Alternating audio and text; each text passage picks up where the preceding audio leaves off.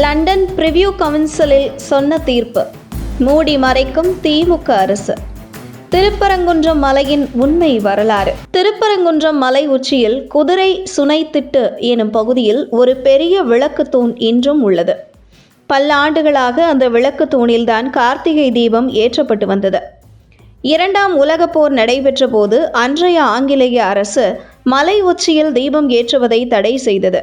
அதனால் அந்த வருடம் அந்த இடத்தில் கார்த்திகை தீபம் ஏற்றவில்லை. இந்த நிலையில் அடுத்த ஆண்டும் மலை உச்சியில் குதிரை சுனைத்திட்டு எனும் பகுதியில் விளக்கு ஏற்றப்படவில்லை. இதனைத் தொடர்ந்து குறிப்பிட்ட ஒரு தரப்பினர் திருப்பரங்குன்றம் மலை மீது தர்காவை கட்டி சிக்கந்தர் தர்கா என்று பெயர் சூட்டியதாக கூறப்படுகிறது. அது மட்டுமல்லாமல் மலை பகுதிகளை சிக்கந்தர் மலை என்று அழைக்க தொடங்கியுள்ளனர். மேலும் மலை உச்சியில் உள்ள மரங்களில் பச்சை நிற பிறைக்கொடியை பறக்க விட்டுள்ளனர். இந்த நிலையில் அன்றைய காங்கிரஸ் சட்டமன்ற உறுப்பினர் சின்ன கருப்பத்தேவர் மக்களை திரட்டி மலை மீது சென்று பச்சை கொடிகளை அகற்றிவிட்டு தேசிய கொடியை ஏற்றிவிட்டு அப்போது வந்துள்ளார். மேலும் திருப்பரங்குன்றம் மலை மீது உள்ள ஆக்கிரமிப்புகளை அகற்றக் கோரி தொடர்ந்து காங்கிரஸ் சட்டமன்ற உறுப்பினர் சின்ன கருப்பத்தேவர் தலைமையில் உண்ணாவிரதம் நடைபெற்றுள்ளது.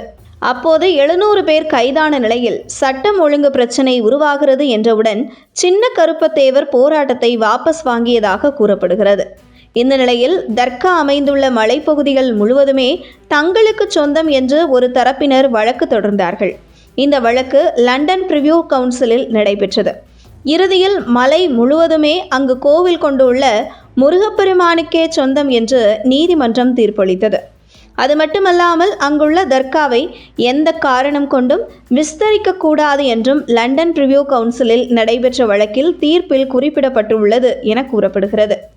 மேலும் திருப்பரங்குன்றம் மலை உச்சியில் கார்த்திகை தீபத்தன்று தீபம் ஏற்ற அனுமதி வழங்குமாறு உச்சநீதிமன்றத்தில் வழக்கு நடைபெற்றது.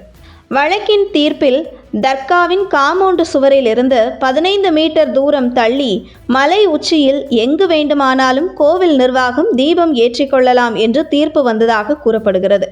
வழக்கமாக ஏற்றும் தீபத்தூண் தர்காவிலிருந்து 100 மீட்டர் தூரத்தில்தான் உள்ளது. ஆனாலும் கோவில் நிர்வாகம் மலையில் 150 அடி உயரத்தில் உள்ள உச்சிப்பிள்ளையார் கோவில் அருகே கார்த்திகை தீபத்தை ஏற்றி வருகிறார்கள்.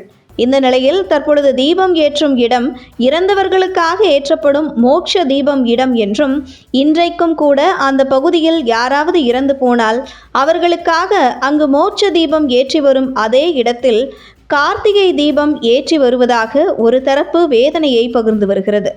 இந்த நிலையில் இந்த விவகாரம் வருடக்கணக்கில் ஓடிக்கொண்டிருந்தாலும் நீதிமன்ற தீர்ப்பின் அடிப்படையில் அரசு இந்த விவகாரத்தை கையில் எடுத்து சரி செய்ய வேண்டும் என்பதே மக்களின் குரலாக உள்ளது. அதே நேரத்தில் முன்பு எப்போதும் இல்லாத வகையில் திருப்பரங்குன்றம் விவகாரம் விஸ்வரூபம் எடுத்து பாராளுமன்றம் வரை ஒலிக்க தொடங்கியுள்ள நிலையில் இந்த விவகாரத்தை முடிவுக்கு கொண்டு வருவது அரசாங்கம் கையில்தான் உள்ளது. ஆனால் வரலாற்றை மூடி மறைத்து திமுக அரசே பிரச்சனையை பெரிதாக்கி வருகிறது என்கிற குற்றச்சாட்டும் எழுந்துள்ளது குறிப்பிடத்தக்கது.